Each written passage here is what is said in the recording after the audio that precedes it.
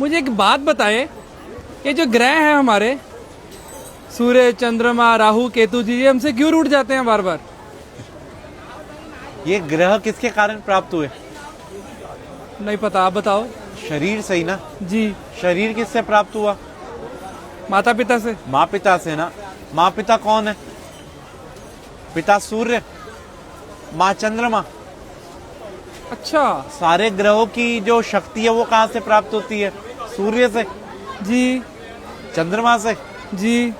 अब आप घर के ग्रहों को तो आप पूछ नहीं रहे और बाहर सोच रहे जा जाके सब ग्रह शांत हो जाएं, वहां पूजा करा लो, वहां पूजा करा लो, वहां पूजा करा लो। अरे कोई जरूरत नहीं किसी पूजा की। अगर आप अपने माँ पिता को प्रणाम करते हैं ना और उनकी सेवा करते हैं तो आपको किसी भी पूजा की जरूरत नहीं है। मतलब जो बाहर दान पुण्य करता है, किसी गरीब को, किसी नीडी को खिला रहा है, और घर में माता पिता को नहीं पूछ रहा, तो कोई फायदा नहीं दान पुण्य का भी। क्या फायदा ये तो बताओ। और मंदिर गुरुद्वारे जाने का भी कोई फायदा कोई नहीं। फायदा नहीं।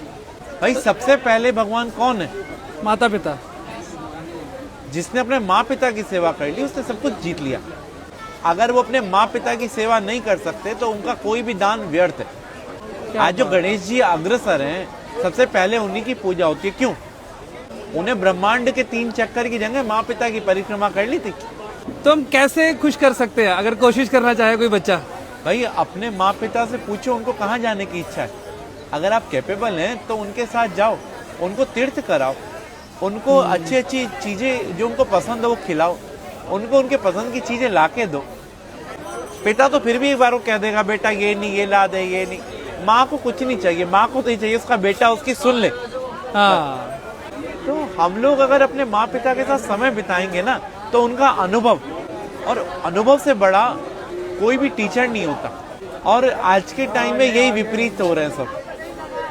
सास ससुर को और बहू को प्यार करते हैं, बेचारी माँ जिसने जन्म दिया उसे जयराम जी की कर देते हैं। जिसके कारण सास ससुर और बीवी मिली है, सब मिले, उसको हम भूल रहे हैं। उसको हम भूल रहे हैं। तो यही हमारे असली कर्म है, बस बाकी सब ढोंग है। हमारा तो कर्म ही सिर्फ अपने माँ पिता की सेवा है, अपने माँ पिता और गुरु।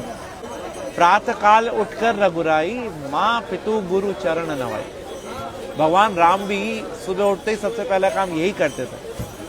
माँ पिता की ही सेवा हर एक मनुष्य ने करी और वो भगवान बना। अरे वाह। और फिर उसको कोई ना तो ग्रह तंग करेंगे और ना ही कोई पितृदोष होगा, और उसके पूर्वज भी खुश, सब कुछ खुश। तो राहु केतु फिर तभी आकर परेशान करते हैं। भाई राहु केतु कौन है? बुध, चंद्रमा, सूर्य, शुक्र कौन है? शनि कौन है?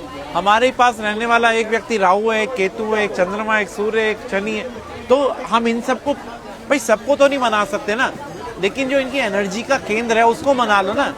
पिता को प्रणाम करने से सूर्य, पिता की सेवा करने से सूर्य, पिता की सेवा करने से हमारे सारे ग्रह शांत हो जाते हैं। आज जो मुस्कान आपके चेहरे पे है उसका कारण कौन है? माता पिता ना। तो वही मुस्कान अगर उनके चेहरे पे आ रही है तो, और कारण आप हो, तो वाह, आपकी वाणी सौम्य होगी तो आपका बुध अच्छा है। आप अगर तेजवान है तो आपका सूर्य अच्छा है। आप अगर सौम्य है तो आपका चंद्रमा अच्छा है। आपकी पत्नी अच्छी मिल गई तो आपका शुक्र अच्छा है। अगर 5-7 गर्लफ्रेंड मिल गई तो और अच्छा है।